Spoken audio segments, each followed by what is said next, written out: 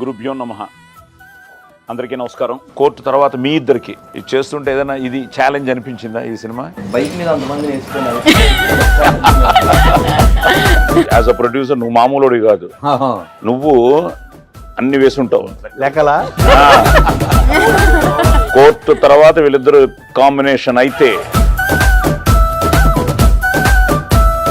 సాయి అన్న క్యారెక్టర్ ఎక్కడి నుంచి పుట్టింది నీకు? ఇద్దరికి మా అమ్మ నాన్న అన్న అన్నావు ఇన్స్పిరేషన్. అది. నాకేంటి ఇన్స్పిరేషన్? మా మామయ్య పేరు సార్. అవునా? అరే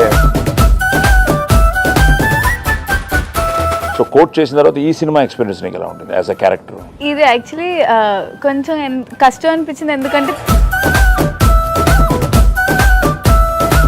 సినిమా ఎలా ఉంటుంది ఫస్ట్ డే నుంచి? కష్టమైన సీన్స్ ఏవైతే ఉన్నాయో అవి ఫస్ట్ అయిపోయాయి అనమాట. అప్పుడు రిలాక్స్ అయ్యి నెక్స్ట్ డే నేను మనల్ని ఎవరు రాపేది అన్న టైప్ లో ఉంది.